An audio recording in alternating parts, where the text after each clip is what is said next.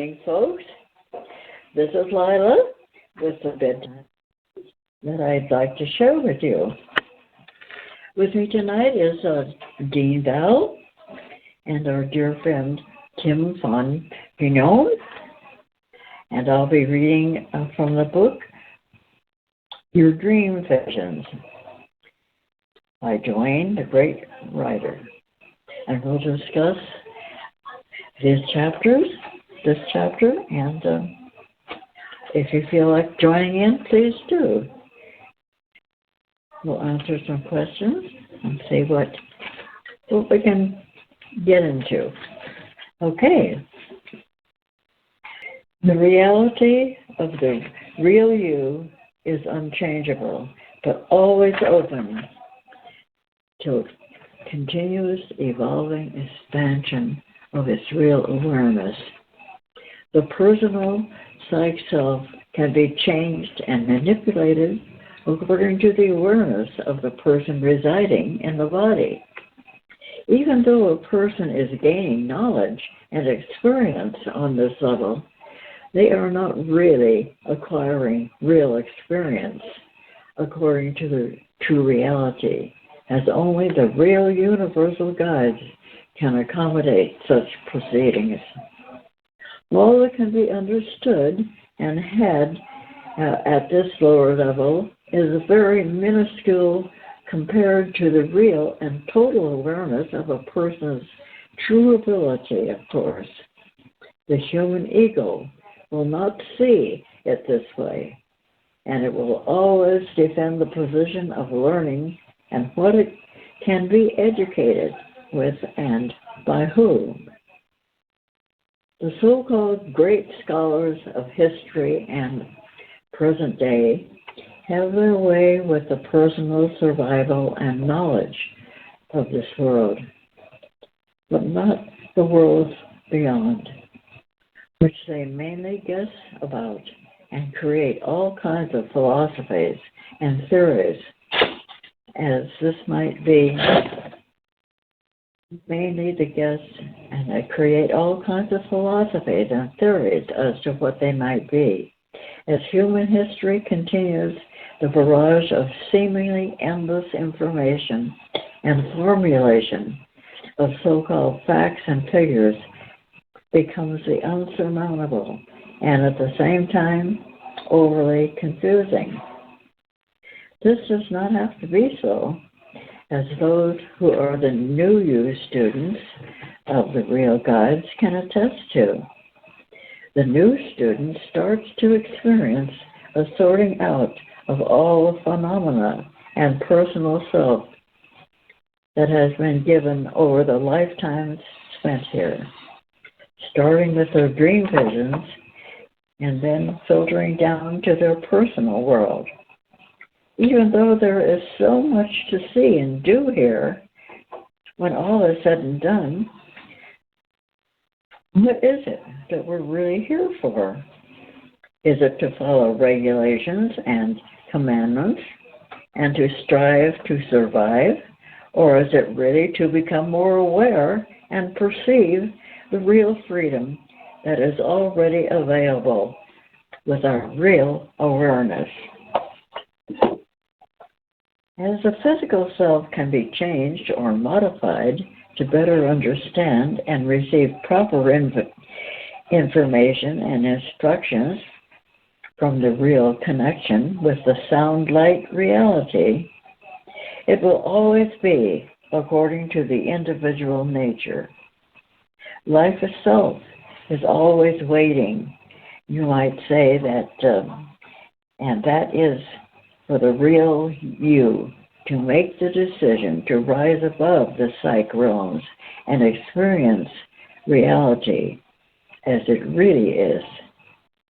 The task and training to become more aware is a very big accomplishment, and so great patience and practice is required, as I have personally seen so many come and go because they do not keep up with all the avenues of experience. They must go through to succeed. As I came into this life, I was taught at an early age by RealU and others. Then, when I came time for the personal self to get involved, I met with Paul Twitchell's presentation. Just prior to meeting Paul, I was involved with several different gatherings which led me up to Paul. This was the starting part of my process this life. As Paul taught his presentation, I became very involved because I knew for me that this was real, as RealU showed me at this time. When Paul left, there was another who came in for that time period and did what he did. Of course, there was controversy, but I saw it as a part of the adventure. There were many who left the teachings then, and so as the years went on, things began to reveal themselves with this fellow, and he eventually left. The next man was going to straighten things out, as this was the plan, until the influence came along and seductively persuaded him to see things her way, mainly without his full perception of what was really taking place. All of what I have mentioned here makes for the most adventurous story ever. And who would ever believe it? Well, here's the fun part. Only those who decide to explore and have the real guides show them what has and is taking place right now will ever know. All along, this has been the great adventure for me. Even though it has been a lot of heartaches and constant adjustments, but the final hour, you might say, is here with all I have been through, and finally bring to the new presentation into this present form.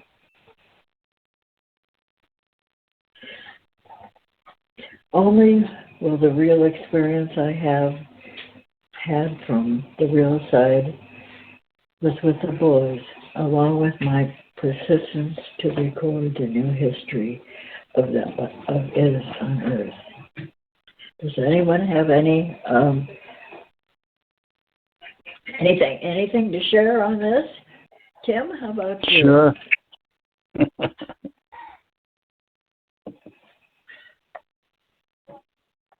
Yeah.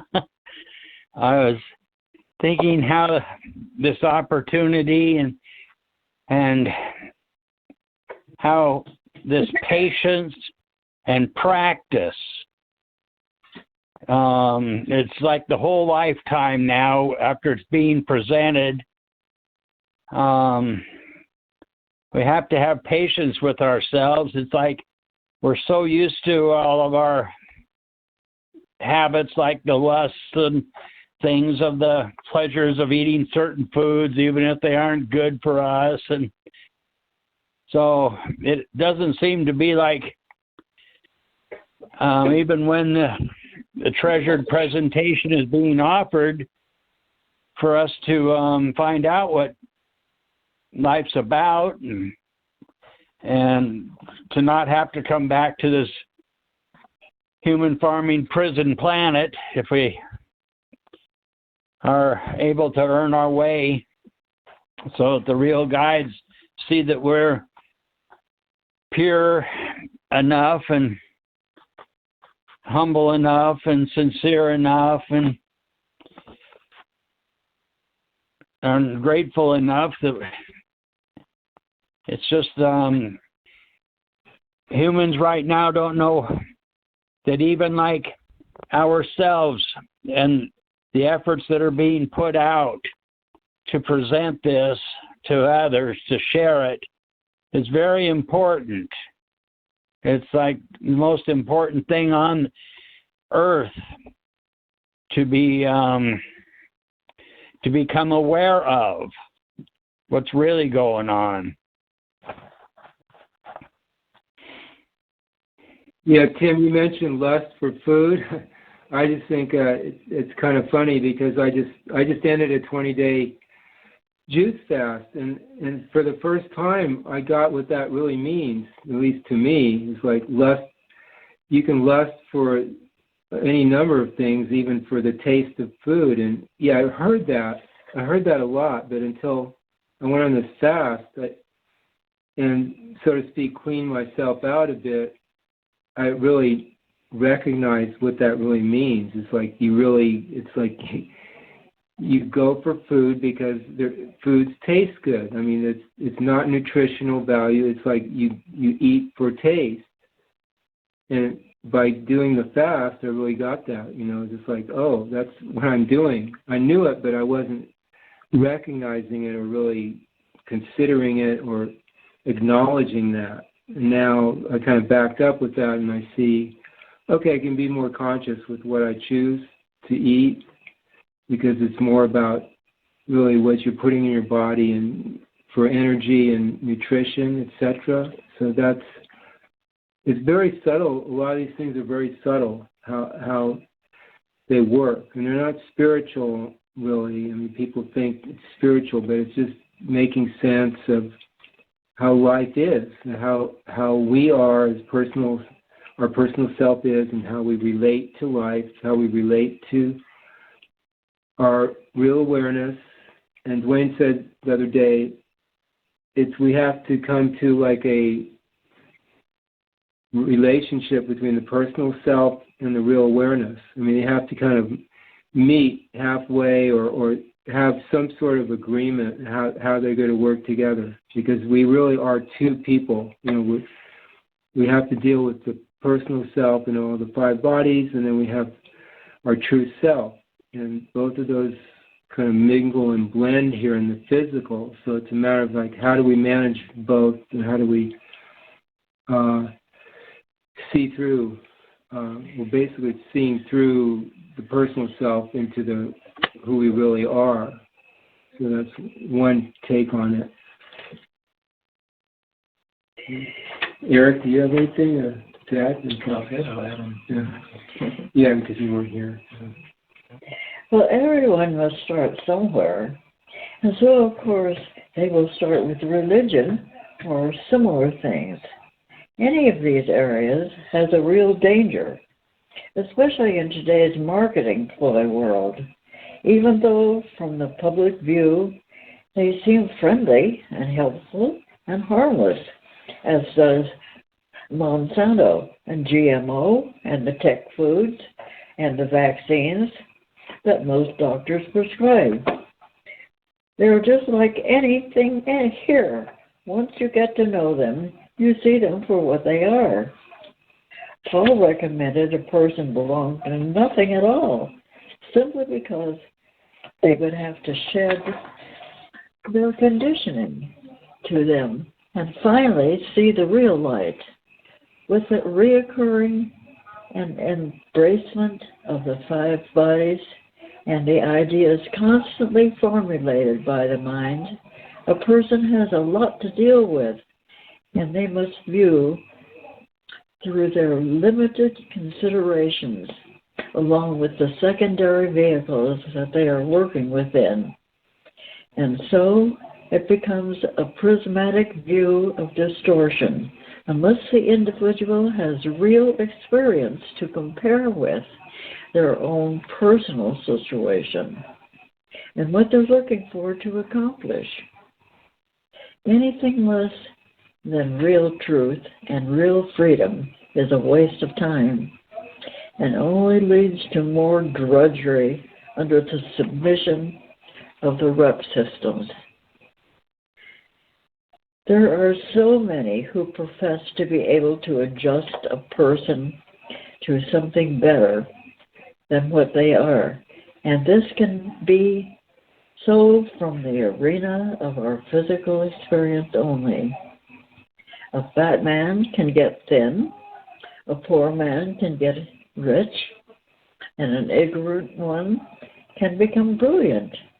But the arena of these is really very small compared to the all awareness of ourselves.